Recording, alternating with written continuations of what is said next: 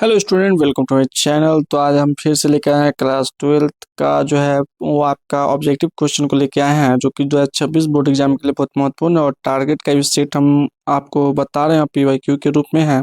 और साइंस है, और साइंस में हम करा रहे हैं बायोलॉजी।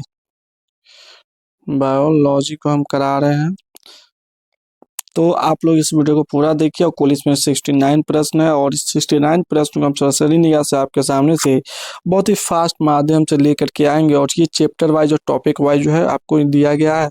तो हर एक आप एग्जाम से पहले चाहेंगे जो हम आपको जो है इसका पूरा वीडियो प्रोवाइड कर दें, और जितना हो सके हम आपके सामने हम देते हैं।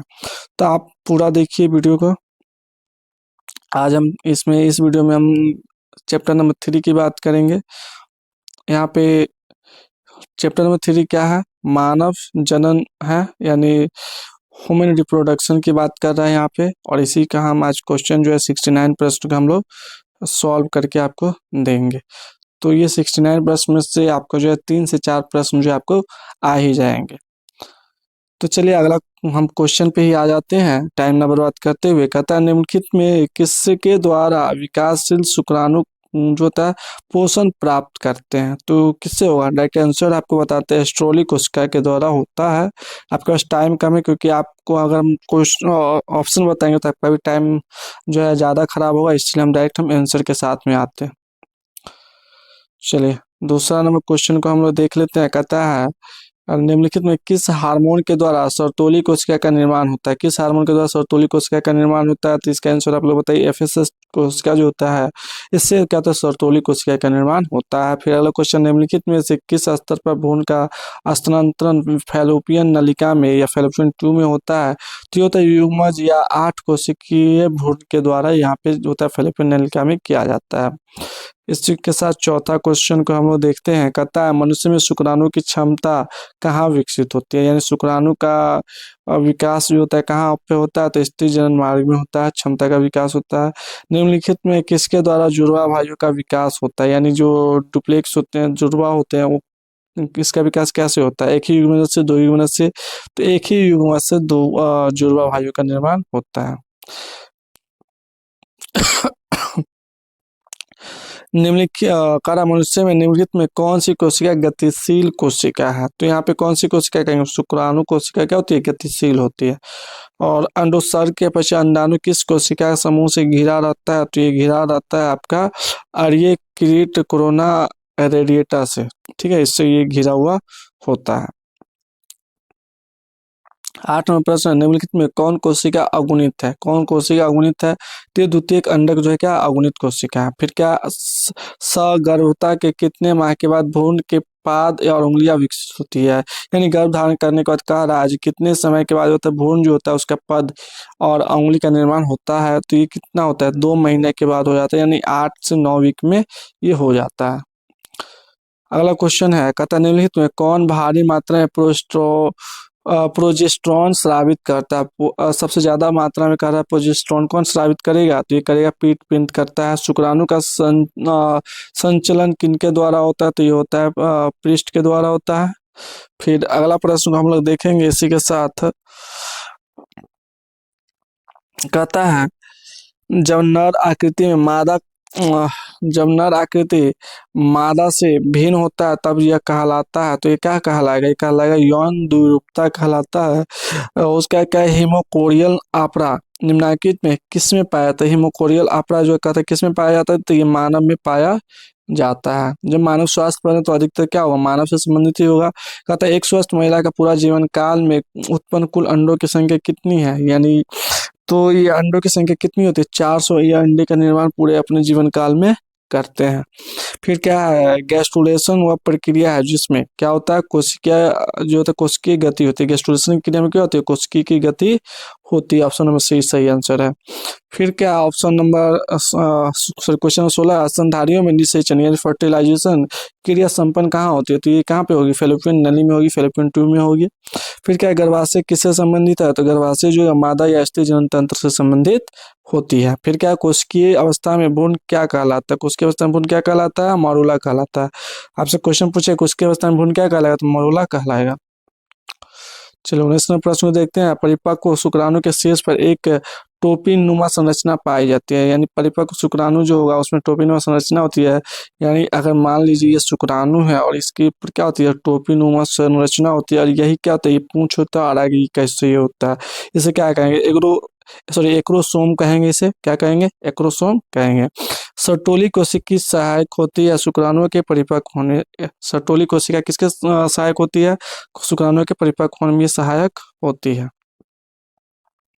अगला क्वेश्चन, अंडाणु के भेदने से पूर्व शुक्राणु का परिपक्वन कहलाता है, तो क्या कहलाएगा, कैपेसिटेशन कहलाएगा। फैलोपियन नलिका का अंडाशय से निकटस्थ भाग क्या होता है, तो ये होता है वायु कोष्ठिका होती है। अनुवांशिक कूट में कितने कूट होते हैं, अनुवांशिक कूट में कितने कूट होंगे, 64 कूट होते हैं। फिर क्या है, द्विगुणी संरचना। द्विगुणी संरचना क्या है, ये अंडा है, युग्मनज है, ये दोनों है, तो ये क्या युग्मनज है, द्विगुणी संरचना है। जिबरेलिन क्या है, तो ये क्या हार्मोन है, जिबरेलिन क्या है, एक प्रकार का हार्मोन है। इनमें कौन सा नर युग्मक से संयोजन करके भ्रूणपोष बनाता है, नर युग्मक से संयोजन करके भ्रूणपोष कौन बनाता है, द्वितीयक केंद्रक बनाता है। 27 नंबर है, मानव के अंडाशय से अंडों के का निकलना क्या कहलाएगा, यानी मादा के अंडाशय से अंडों का निकलना कहलाएगा, तो क्या कहलाएगा आपका, रोपण, गर्भधारण, अंडोत्सर्ग, तो ये अंडोत्सर्ग की घटना कहलाती है। फिर क्या, लेडिंग कोशिका पाई जाती है, किसमें पाया जाएगा लेडिंग कोशिका, तो विषण की शुक्राणुजनक नलिकाओं में लेडिंग कोशिका पाए जाते हैं। चलिए इसी के साथ 29 नंबर प्रश्न को देखते हैं। 29वां प्रश्न है, मानव में निषेचन होता है, कहाँ पे होता है, फैलोपियन नलिका में, तो पीछे भी क्वेश्चन पढ़ चुके हैं। किस हार्मोन द्वारा अंडोत्सर्ग नियंत्रित होता है, तो ये होता है FSH एंड LH कोशिका के द्वारा किया जाता है। फिर अगला क्या है, सर्टोली कोशिका किसमें पाई जाएगी, तो वृषण में पाई जाएंगी, टेस्टिस में पाई जाएंगी। मानव मादा में गर्भकाल, यानी मादा में गर्भकाल कितने दिन का होता है, तो ये 9 माह का होता है। कोरक की गुहा कहलाती है, कोरक की गुहा क्या कहलाएगी, तो कहलाएगी सीलोम कहलाएगी, क्या कहलाएगी, सीलोम। अगला क्वेश्चन है, स्तनपायी जीवों में नर हार्मोन की उत्पत्ति कहाँ होती है, स्तनपायी कोशिका में जो जीवों में जो होता है वो हार्मोन कहाँ पे पाया जाएगा, नर हार्मोन, तो ये होगा अंडकोश में पाया जाएगा। नर जनन, अगला क्वेश्चन 35 नंबर, नर जनन कोशिका शुक्राणु उत्पन्न करती है, तो कहाँ पे करते हैं, शुक्राणु जनन द्वारा ही शुक्राणु को उत्पन्न करते हैं। एंड्रोजन्स किससे उद्दीपित होती है, एंड्रोजन किससे उद्दीपित होती है, तो ये होती है शुक्राणु जनन से होती है। चलिए अगला क्वेश्चन 37 में देखते हैं, परिपक्व मादा युग्मक के बनने की प्रक्रिया क्या कहलाती है, अंध जनन कहलाती है। यौनारंभ के समय, 38वां क्वेश्चन है, यौनारंभ के समय प्रथम आर्त चक्र कहलाता है, ये कहलाता है रजोदर्शन कहलाता है। फिर क्या है, ग्राफियन फॉलिकल, ग्राफियन फॉलिकल पाए जाते हैं, ये ग्राफियन फॉलिकल किस में पाए जाएंगे, तो ये पाए जाएंगे मादा मानव के अंडाशय में पाए जाएंगे, यानी मादा के अंडाशय में पाया जाता है। चलिए 40 नंबर क्वेश्चन है, प्रोजेस्टेरोन हार्मोन का स्राव होता है, प्रोजेस्टेरोन का स्राव कहाँ होता है, कार्बस ल्यूटियम से होता है। 41वां क्वेश्चन है, गर्भाशय के भीतरी स्तर क्या कहलाता है, यानी गर्भाशय का जो अंदर का स्तर है वो क्या कहता है, एंडोमीट्रियम कहलाता है। 42वां क्वेश्चन यहाँ पे है, तो 42वां क्वेश्चन क्या कहता है, अंडोत्सर्जन की क्रिया किससे प्रभावित होती है, तो ये होती है LH कोशिका से प्रभावित होती है। गैमिट निर्माण को क्या कहते हैं, गैमिट निर्माण को कहते हैं गैमिटोजेनेसिस कहते हैं। पूर्व विकसित जंतुओं में सभी संरचनाएं विकसित होती है, पूर्व विकसित को जंतु में कह रहा है सभी संरचनाएं कहाँ पे विकसित होगी, तो जनन स्तरों के द्वारा ये विकसित होती है। फिर क्या 45वां क्वेश्चन है, स्तनपायी जीव में भ्रूण की एलेंटाइस एलेंटोइस सॉरी मिस्टेक हो गया था, एलेंटोइस किसमें सहायता करती है, तो ये करती है पोषण में सहायता करती है। 46वें क्वेश्चन को देखते हैं, ग्राफियन पुट्टिका पाई जाती है, तो किसमें पाई जाती है, स्तनियों के अंडाशय में ग्राफियन पुट्टिका पाई जाती है। जनन अंग विकसित होते हैं भ्रूणीय, कि किसमें होंगे, तो ये होंगे मीजोडर्म में होंगे, किसमें होंगे, मीजोडर्म में होंगे। चलिए अगला प्रश्न को देखते हैं, किस जनन परत के से रक्त और तथा परिवहन तंत्र का उद्भव होता है, तो ये होता है मीजोडर्म से होता है। 49 नंबर प्रश्न है, फर्टिलाइजिंग प्रोटीन पाए जाते हैं शुक्राणु की सतह पर, कहाँ पाए जाएंगे फर्टिलाइजिंग प्रोटीन, शुक्राणु की सतह पर पाए जाएंगे। फिर अगला क्वेश्चन है, कॉर्पस ल्यूटियम के द्वारा स्रावित होने वाला हार्मोन कौन सा है, तो ये हार्मोन है प्रोजेस्टेरॉन है, ये कौन सा है, प्रोजेस्टेरॉन है। 51वां क्वेश्चन है, निम्नांकित में कौन द्विगुणी संरचना है? कौन सा द्विगुणी संरचना है? तो युग्मनज क्या द्विगुणी संरचना है? शुक्राणु किसकी मदद से जोना पेल्यूसिड को विभेदित करती है? तो ये करती है आपका ये ऑप्शन हो जाएगा गर्दन के सेंट्रियोल से, गर्दन के सेंट्रियोल से करती है। फिर क्या है आपका, सॉरी इसका ये नहीं, एक्रोसोम से स्राव से होता है, एक्रोसोम के स्राव से होता है, मिस्टेक हो गया था। क्या भ्रूण की 16 कोशिकीय अवस्था कहलाती है? भ्रूण की 16 कोशिकीय अवस्था क्या कहलाएगी? मोरूला कहलाएगी। क्या कहलाएगी? मोरूला कहलाएगी। अगला क्वेश्चन है, स्तनधारियों में वृषण उदर गुहा के बाहर वृषण कोष पाए जाते हैं, क्यों पाए जाते हैं? तो ये वो ठंडा बॉडी टेम्परेचर मेंटेन करने के लिए, शुक्राणु जनन के लिए, शुक्राणु जनन के लिए। यानी देखिएगा जो आपका वृषण होता है इसका टेम्परेचर आपके बॉडी के टेम्परेचर से क्या होता है? कम होता है। क्या होता है? कम होता है। 55वां क्वेश्चन है, कहता है मासिक चक्र के दरमियान किस दिन अंडोत्सर्जन होता है? तो 12वें से 14वें दिन अंडोत्सर्जन की घटना होती है। स्त्रियों में रजोनिवृत्ति की उम्र क्या होती है? तो ये होती है 50 वर्ष। और उसके बाद अगला क्वेश्चन कह रहा है 50 नंबर, मनुष्य के निषेचित अंडाओं में विभाजन प्रारंभ होता है। तो जब अंडा फैलोपियन नली में होती है तभी अंडा क्या होता है? विभाजन होना प्रारंभ कर देते हैं। 58वां क्वेश्चन है, मासिक धर्म के आरंभ में स्रावित होने वाले हार्मोन के क्रम है। तो ये कौन सा हार्मोन है? एफएसएच, एस्ट्रोजन और प्रोजेस्टेरोन, ये हार्मोन्स हैं। फिर अगला क्वेश्चन है, नर हार्मोन की उत्पत्ति कहाँ से होती है? नर हार्मोन की उत्पत्ति कहाँ से होती है? ये होती है वृषण से होती है। अगला क्वेश्चन है, एक्रोसोम इनमें से किसका सहभाग है? तो ये है मानव शुक्राणु के सिर का, मानव शुक्राणु के सिर का क्या एक्रोसोम सहभाग है। 61वां प्रश्न को हम लोग देखते हैं। 61वां प्रश्न का, इनमें कौन सी तकनीक के पात्र निषेचन के अंतर्गत नहीं आती है? तो कौन से नहीं आएगी? तो इसका आंसर हो जाएगा डी, अंतर्गर्भाशय युक्ति, अंतर्गर्भाशय युक्ति।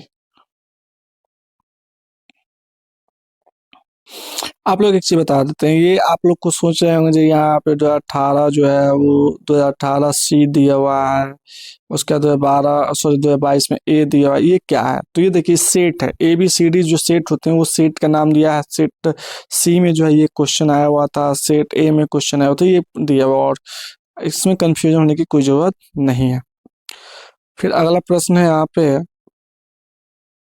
आपका, मनुष्य में अपरा निर्माण होता है, तो ये कहाँ पे होता है? कोरियन द्वारा होता है। कहाँ पे होता है? कोरियन द्वारा अपरा का निर्माण होता है। उसके बाद अगला क्वेश्चन है, मानव भ्रूण संरक्षित रहते हैं किसमें होते हैं? तो एम्नियोटिक गुहा में होते हैं। एम्नियोटिक गुहा में क्या होता है? मानव भ्रूण सुरक्षित रहता है। निम्नलिखित में कौन गर्भाशय के स्तर में प्रत्यारोपित होता है? तो ये होगा मोरूला। कौन सा होगा? मोरूला होगा। फिर क्या है? कैपेसिटेशन एक प्राकृतिक क्रिया है। कैपेसिटेशन क्या है? प्राकृतिक क्रिया किसका है? तो यह मादा जनन मार्ग का ये कैपिटेशन जो है ये एक प्रक्रिया है। फिर कौन सा क्वेश्चन, निषेचन आंतरिक होता है किसमें? आंतरिक होता है। शार्क में क्या होता है? निषेचन आंतरिक होता है, बाह्य नहीं होता है। फिर क्या है?